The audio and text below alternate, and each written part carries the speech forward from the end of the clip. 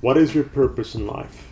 That is a question that has vexed philosophers from time immemorial, and I'd like to throw my hat in the ring as well. Mainly because when I was around 13 years old, I kind of suffered my own midlife crisis as well, because I started reading on certain historical figures who had achieved far more than I ever could. But here's the thing. Think of a person between the 4th and the 12th century. Think of a single name. How about 5? How about 10?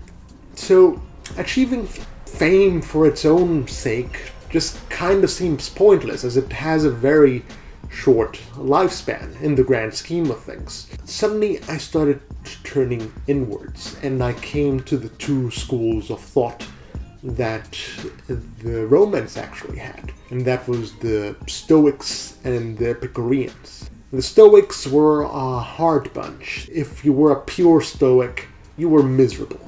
Mainly because you just sort of accepted your lot in life and did it. If you want a more satisfying life, I think you also veered towards the Epicureans, which took the idea that given that life was drab, that it was prone to misery, why not create an ecosystem where you could be happy, where you could live the life that you wanted? Instead of competing for useless titles, instead of wanting to be the best in a random category of a random pool of people, why not just simply go elsewhere?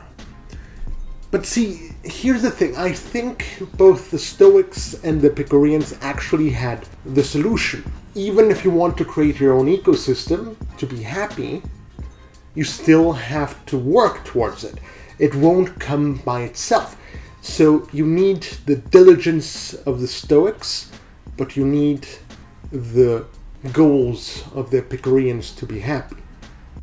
Why do I say this? Well, the thing is, recently I went to Pompeii, and in this beautifully preserved Roman archaeological site, which was created when Vesuvius exploded. You can see how the Romans used to live. You can see that how the hustle and the bustle happened. And amongst the thousands of stories hidden away in the streets, there was one that sort of hit me to the core, who sort of struck a chord, and that is the story of Numerius and his son. They're not well-known people. In fact, to my knowledge, the only thing that we know of Numerius is what was on the plaque on the Temple of Isis. And that plaque said, the freedman Numerius funded this temple in the name of his son to achieve citizenship. Something to that effect. With the cultural context, it becomes a deeply moving story. See, the thing is, freedmen were slaves who had managed to buy their freedom because they were paid wages through their extraordinary labor. After purchasing their freedom, many of them actually achieved great wealth. Despite all that, they were second-class citizens. No matter what they did, no matter how wealthy, no matter how accomplished they ended up becoming, they were still freedmen. So the story is actually quite moving. Here was Numerius, who had probably spent years of his life, possibly even decades, literally slaving away so that one day his 6-year-old son could become a full-blooded Roman. So Numerius actually expended his life on this task, and by the time the volcano exploded, his son must have been somewhere in his late teens. So to an outside observer, the story actually seems quite tragic. It's as if Numerius actually wasted his life. And to a certain extent, I agree, but I think even so, he lived a heroic life.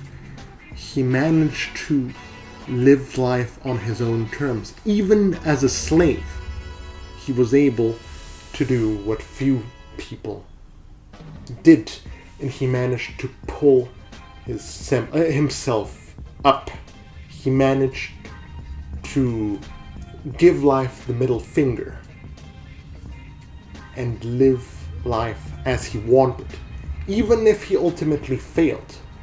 Just the attempt, just the fact that he was able to throw himself into a goal in spirit and body, that is heroic in its own right.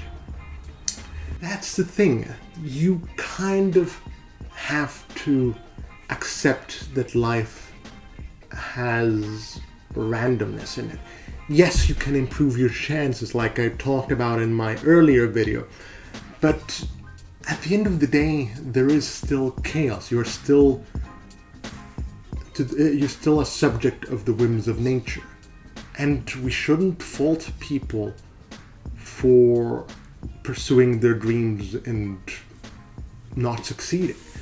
In fact, I think it's something heroic, because most people, they're essentially zombies.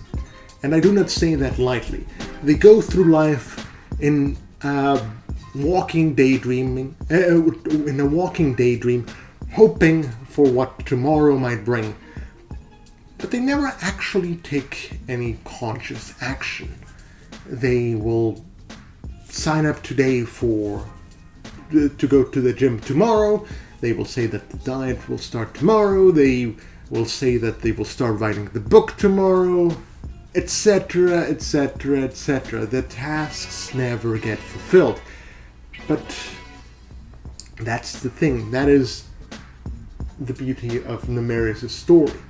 He had enough work ethic. He had enough stoic conviction in him.